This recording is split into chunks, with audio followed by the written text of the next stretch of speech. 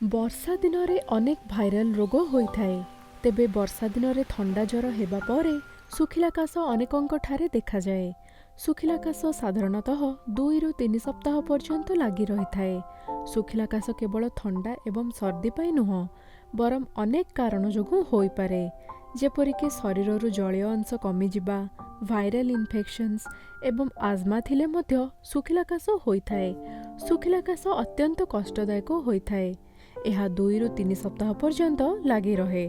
ଶୁଖିଲା କାଶ ସହିତ ଅନ୍ୟ କେଉଁ ଲକ୍ଷଣ ଦେଖାଯାଏ? ସାଧାରଣତଃ ଶୁଖିଲା କାଶ ହେବା ଆଗରୁ ତଣ୍ଟି କୁଣ୍ଡେଇ ହୋଇଥାଏ। ଖାଦ୍ୟକୁ ଢୋକିବାରେ ଅସୁବିଧା ପରିଲକ୍ଷିତ ହୋଇଥାଏ। ତଣ୍ଟି ଦରଜ ହେବା ସହିତ ନିଶ୍ୱାସ ନେବାରେ ମଧ୍ୟ ବାଧା ଉପୁଜେ। ଶୁଖିଲା କାଶରେ ଛାତି ଓଜନ ଲାଗିନଥାଏ। ବାରମ୍ବାର କାଶ ଲାଗି ରହିଥିବା ହେତୁ ଛାତି ଯନ୍ତ୍ରଣା ମଧ୍ୟ ହୋଇପାରେ। ଉପଯୁକ୍ତ ଚିକିତ୍ସା ଦ୍ୱାରା ଶୁଖିଲା କାଶରୁ ମୁକ୍ତି ପାଇପାରିବେ। ଅଧିକ ଦିନ ଧରି କାଶ ଲାଗି ରହିଲେ ଏହା ଫୁସ୍ଫୁସ୍ ଉପରେ ପ୍ରଭାବ ପକାଇଥାଏ। ଆସନ୍ତୁ ଜାଣିବା କିପରି ପାଇବେ ଏଥିରୁ ମୁକ୍ତି। ଦିନକୁ 2 ଥର ଗରମ ପାଣିରେ ଅଳ୍ପ ଲୁଣ ମିଶାଇ ଗଗଲ କରିପାରିବେ। ଏହାଦ୍ୱାରା ଅଳ୍ପ ଦିନ ମଧ୍ୟରେ ଶୁଖିଲା କାଶ ସମସ୍ୟାରୁ ଉପଶମ ମିଳିଥାଏ। ପ୍ରଚୁର ପାଣି ପିଇ ଶରୀରକୁ ହାଇଡ୍ରେଟେଡ୍ ରଖିବାକୁ ଚେଷ୍ଟା କରନ୍ତୁ। ଏହା ସହିତ ଅନ୍ୟାନ୍ୟ ପାନୀୟ ମଧ୍ୟ ପିଇପାରିବେ। ଜବରଦସ୍ତି କାଶକୁ ରୋକିବାକୁ ଚେଷ୍ଟା କରିବେ ନାହିଁ। ଏପରି କରିବା ଦ୍ୱାରା ଛାତି ଅସହ୍ୟ ଯନ୍ତ୍ରଣା ହୋଇଥାଏ।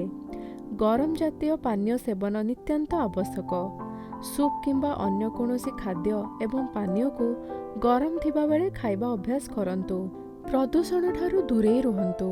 ମାସ୍କ କିମ୍ବା କପଡ଼ା ବାନ୍ଧି ବାହାରକୁ ବାହାରନ୍ତୁ। ଏହିପରି ଘରୋଇ ଉପାୟରେ ଆପଣ ଶୁଖିଲା କାଶଠାରୁ ମୁକ୍ତି ପାଇପାରିବେ। ତେବେ କାଶ ଅଧିକ ଦିନ ଲାଗି ରହିଲେ ଡାକ୍ତରଙ୍କ ପରାମର୍ଶ ନିଅନ୍ତୁ। ଏହିପରି ନୂଆ ଏବଂ ଇଣ୍ଟରେଷ୍ଟିଂ ହେଲ୍ଥ ରିଲେଟେଡ୍ ଭିଡ଼ିଓ ଦେଖିବା ପାଇଁ ସ୍ୱାସ୍ଥ୍ୟ ସମ୍ବାଦକୁ ସବସ୍କ୍ରାଇବ୍ କରନ୍ତୁ।